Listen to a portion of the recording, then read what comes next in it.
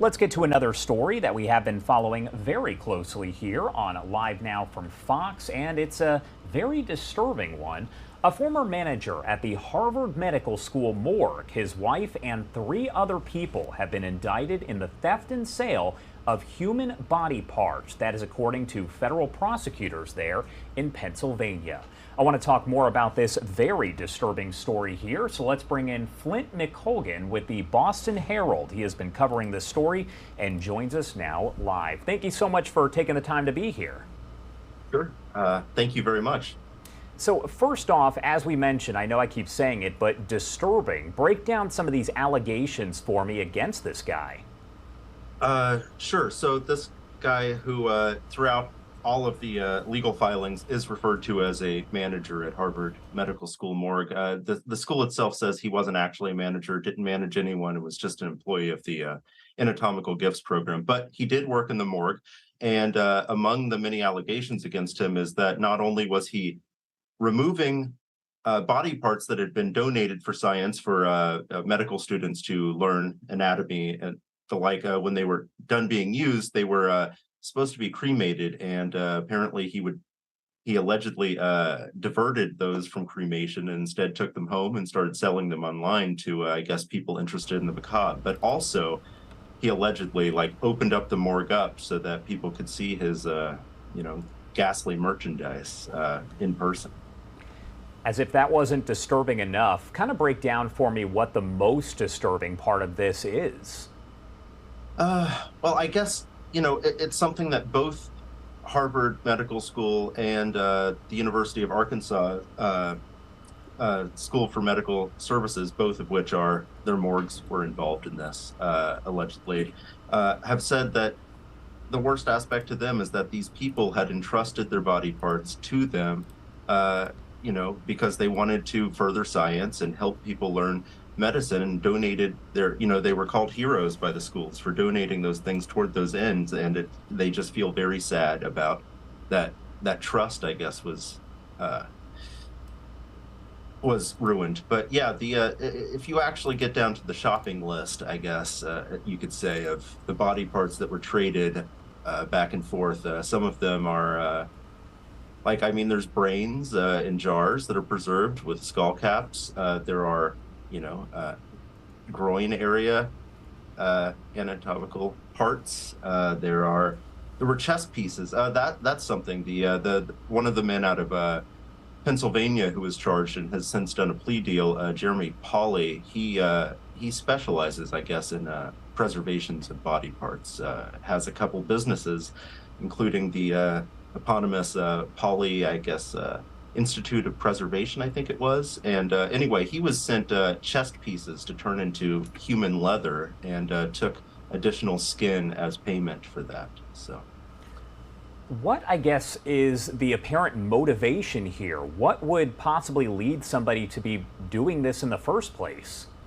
There are a lot of people charged in this. I think 6, 7 altogether, and they have various motivations. Obviously, I don't know exactly why anyone is doing things, but the things that stand up to me is, I think, Cedric Lodge, the man who worked in the Harvard morgue, he seems like his seems more cut and dry. It seemed almost to be, if the allegations are true, seems to be just a financial interest. Whereas if we look at Candace Chapman Scott, who worked in the company that provided crematory services for the University of Arkansas for Medical Services anatomical gift program. So she was not part of the school. She worked for a separate business that did the crematory services for the school.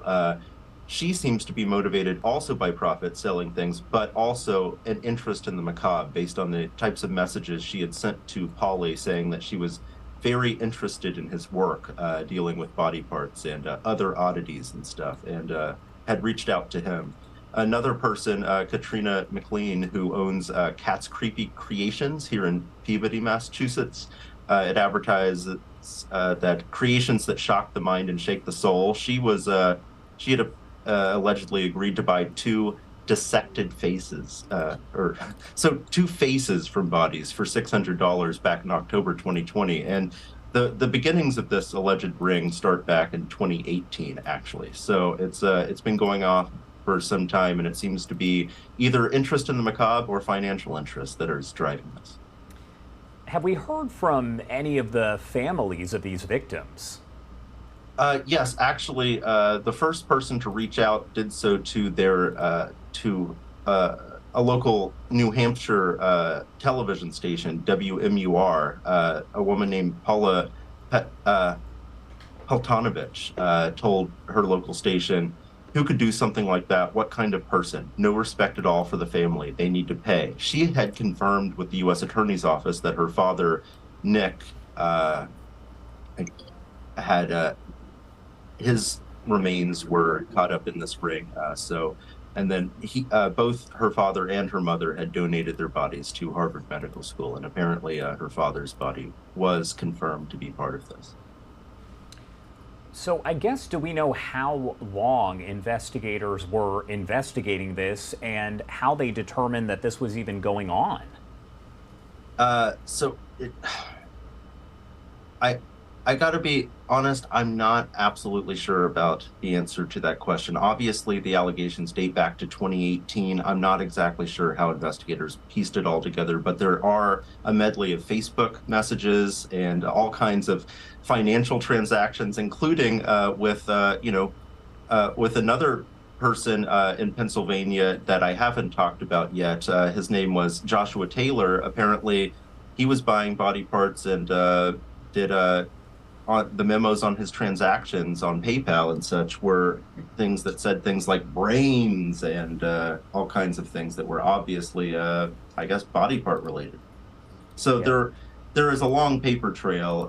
How the exact beginning of it began, I'm not exactly sure. All right, so my last question here, what's next for Lodge and all of those other suspects? Certainly. As I reported in today's Boston Herald, Jeremy Pauley, the guy who made the, I guess, human leather and whose mugshot has been the most shown in this because he's quite a character. He already agreed to a plea deal, according to court records. It seemed to only have been filed this month, but it looks, or just yesterday or the day before, but it looks like he entered into a plea deal back in May. May 8th, 2023 is when he signed that plea deal. So I guess he's admitting to that. Cedric Lodge was arrested in the Goffstown area of New Hampshire where he lives, and that was on Wednesday. And he did an initial appearance in federal court up there, but he's scheduled to make an initial appearance via Zoom, which is what we're on right now, I think, in federal court in Pennsylvania in Williamsport later this month. So, and then the other, so Candace Chapman Scott, the person who was allegedly selling body parts donated to the Arkansas school, she is being sent by U.S. Marshals to Los Angeles to have a mental health evaluation performed there. It's a motion that her defense had asked for and the judge granted, I think, on May 8th. So she'll be having a mental health evaluation to see if she can even stand trial on this soon. All right, Flint, thank you so much for taking the time to join us there. Flint McColgan with the Boston Herald. We appreciate it. Okay, thank you.